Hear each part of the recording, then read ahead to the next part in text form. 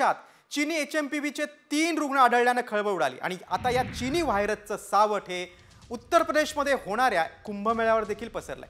देश विदेशातून कोट्यवधी लोक कुंभमेळ्याला येतात आणि याच पार्श्वभूमीवर साधू संतांनी मोदींना पत्र पाठवले।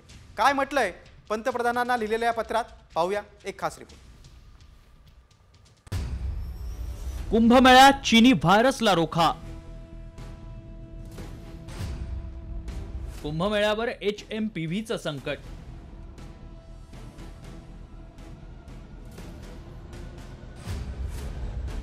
साधूंकडून पंतप्रधान मोदींना पत्र।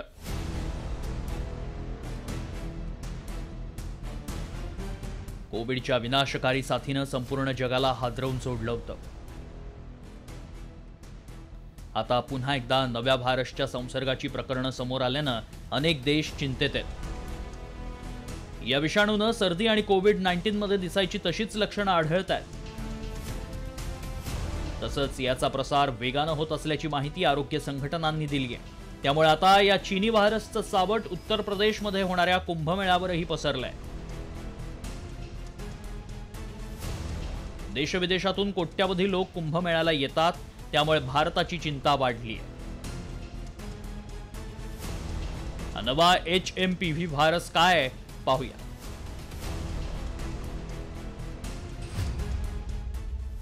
HMPV विषाणूची सर्वाधिक केसेस या 5 वर्षांपेक्षा लहान मुलांमध्ये सर्वाधिक आहेत। रोगप्रतिकारक शक्ती विकसित झाली नसल्यानं संसर्गाचा धोका सर्वाधिक आहे। HMPV हा विषाणू मुलांच्या फुफ्फुसात हवेद्वारे प्रवेश करतो। लहान मुलांच्या फुफ्फुसांना सहज संसर्ग होतो। मुलांना श्वास घेण्यास त्रास होतो। दमा किंवा ब्रॉन्कायटिस सारखा आजार असलेल्या मुलांना याचा सर्वाधिक धोका आहे। याच पार्श्वभूमीवर साधू संतांनी पंतप्रधान नरेंद्र मोदींना पत्र लिहिलंय। चीनमधून येणाऱ्या साधू संतांना आणि नागरिकांना कुंभमेळ्यात येण्यापासून रोखावं अशी मागणी या पत्राद्वारे करण्यात आली आहे। येत्या 12 जानेवारीपासून प्रयागराजमध्ये कुंभमेळ्याला सुरुवात होतीये। श्रीमान नरेंद्र मोदी साहेबांशी पत्रव्यवहार करून त्यांच्याकडे विनंती केली आहे की चीनमधून येणारे सर्व विमानं हे रद्द व्हावेत आणि सुमारे 100 वर्षानंतर पूर्ण कुंभ प्रयाग येथे होत आहे आणि या पर्वणीचा सर्व भाविक भक्तांना लाभ घेण्यात यावा, यासाठी आखाडा परिषदेने ही काळजी घेतलेली आहे। देशात चीनी HMPVचे 3 रुग्ण आढळल्यानं आधीच खळबळ माजली आहे।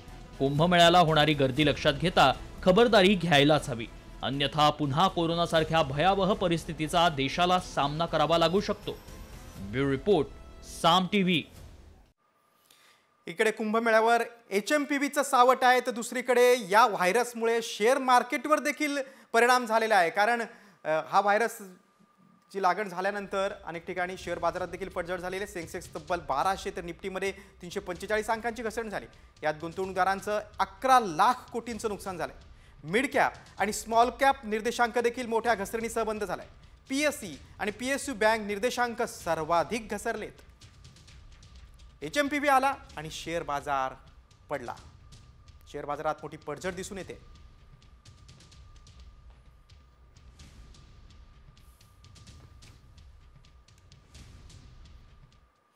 आर्थिक जगतानंतर पुन्हा आपण राजकीय बातम्यांकडे वळूया। पुण्यातील कार्यक्रमात शरद पवार यांनी दिलेल्या चिठ्ठी संदर्भात आता छगन भुजबळांनी मोठ्या खुबीनं जो प्रश्न विचारला होता तो टोलावून लावलेला आहे। चिठ्ठीत काय लिहिलंय ते सांगू?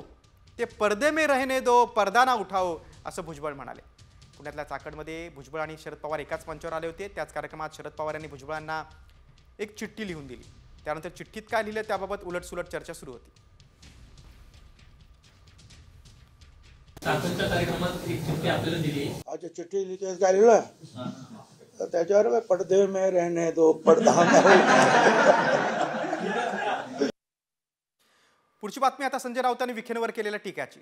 सुजय विखेंच्या भिकारी या विधानावरून संजय राऊतांनी जोरदार टीका केलेली आहे। भाजपकडे गेलेले सगळे भिकारी आहेत, त्यांचं काय ते बघा, असा टोला राऊतांनी लगावलेला आहे। याआधी माजी खासदार सुजय विखेंनी काय विधान केलं होतं आणि खासदार संजय राऊतांनी त्याला काय प्रत्युत्तर दिलं आपण पाहूया। या बाकी सगळ्या गोष्टी प्रसादालयामध्ये आपण मोफत जेवण देऊ राहिले, 25 रुपये केलं पाहिजे।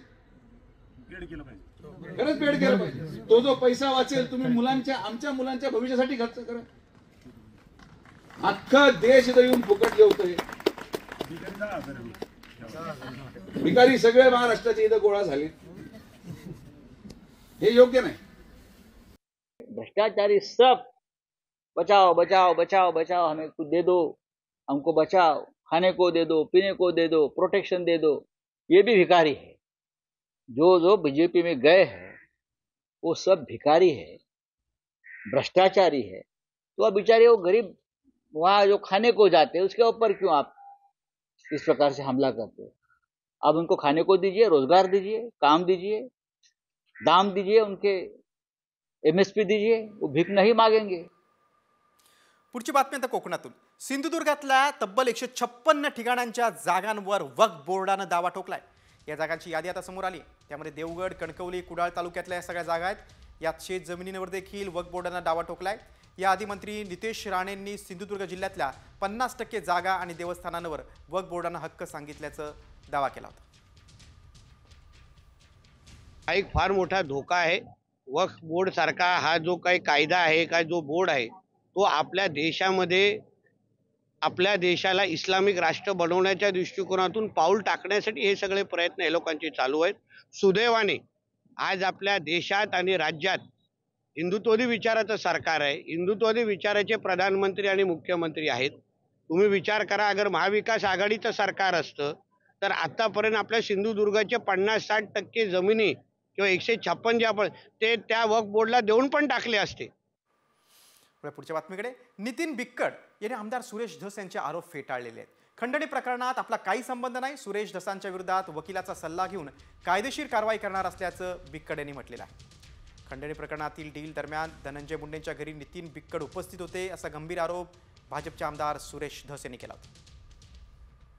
या सर्वांची बैठक धनंजय मुंडे यांचा जो बंगला आहे वरती डोंगरावरती पंडित अण्णा यांनी बांधलेला, त्या बंगल्यावरती ही पहिली बैठक झाली. त्या PF थ्रू अवादा कंपनीचे वरिष्ठ हे त्यांच्याबरोबर संधान साधत होते. ते संधान साधलं, परंतु तोपर्यंत आय एनर्जी नावाच्या कंपनीचं वाल्मिक अण्णा यांनी बिक्कडला सांगून काम बंद पाडलं.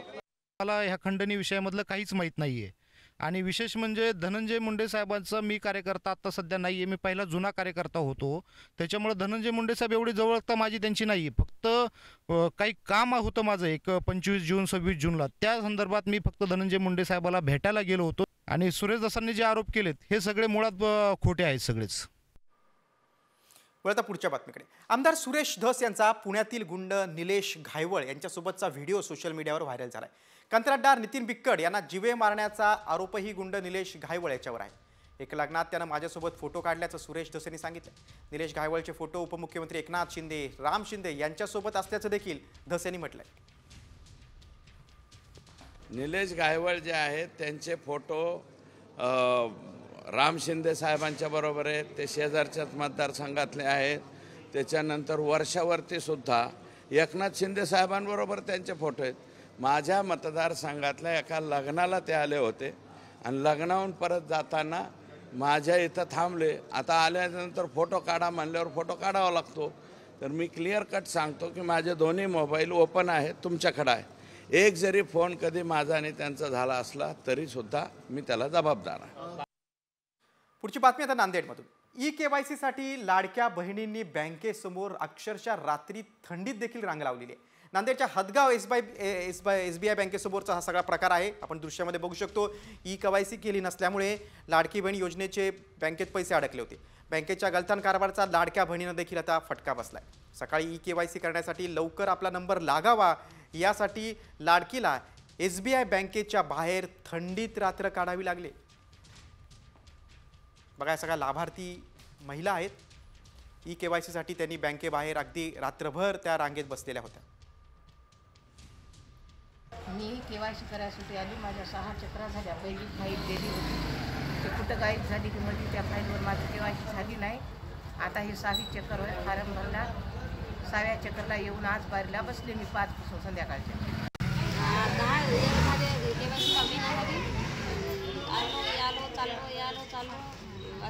घोषणा झाली वरती लाईट बंद केली हे केली असं काहीच महिना झाली. ठीक आहे.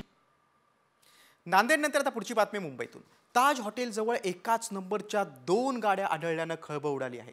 2 गाड्यांची ताजच्या ज्या 2 गाड्या आहेत त्यांनी अक्षरशः ताजची सुरक्षा व्यवस्था भेदलेली आहे. दोन्ही गाड्यांचा नंबर प्लेटवर एकच नंबर आहे. MH01EE2388 नंबरच्या गाड्या आहेत. ताज हॉटेलजवळ गाड्या सापडल्यानं आता पोलीस देखील सतर्क झालेत. दोन्ही गाड्यांच्या चालकांना कुलाबा पोलिसांनी चौकशीसाठी बोलवलेलं आहे. त्यांची चौकशी देखील करण्यात आलेली आहे. मात्र या गाड्यांनी ताज हॉटेलची सुरक्षा भेदली. ये गाड़ी 5-6 महीने से उनको फाइन आ रहा था. उनकी गाड़ी नरमेन पॉइंट बॉम्बे के अंदर रहती थी. फाइन उनको दूसरी जगह से आता था.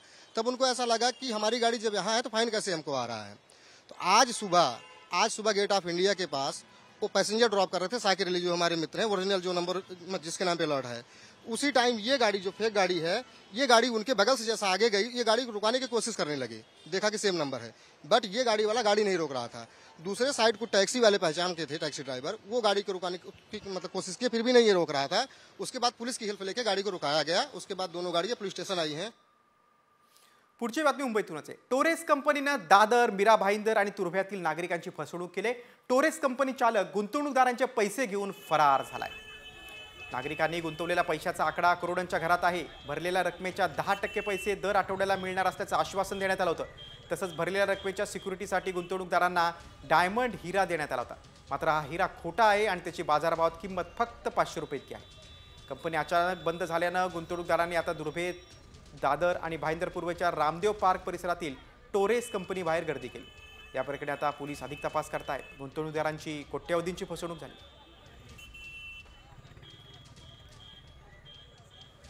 मैंने 1 तारीख को टोरेस में जो रजिस्टर्ड है प्लेटिनम हम प्राइवेट लिमिटेड के नाम से मैंने 8 लाख का डायमंड मैंने परचेस किया था. दादर के स्टोर से मैंने परचेस किया था और इन लोगों ने मुझे कमिट किया था कि मुझे पर वीक 10% रिटर्न मिलेगा पूरे 1 साल तक, मतलब 52 वीक्स के लिए. और आज मैं यहाँ पे विजिट कर रहा हूँ, देख रहा हूँ पूरा स्टोर बंद है. पुढच्या रिपोर्टकडे आता तरुण तरुणींसाठी मोठी बातमी आहे. प्रेम युगुलांसाठी आता हॉटेलमध्ये बंदी घालण्यात आलेली आहे. हे ऐकून तुम्हाला धक्का बसला असेल. मात्र असा निर्णय घेण्यात आलाय, लग्नाचा पुरावा दिला तरच हॉटेलमध्ये एंट्री देण्यात येणार आहे. नेमका कोणत्या हॉटेलनं हा निर्णय घेतलाय आणि कोणते नियम लागू केलेत त्यावरचा हा विशेष रिपोर्ट.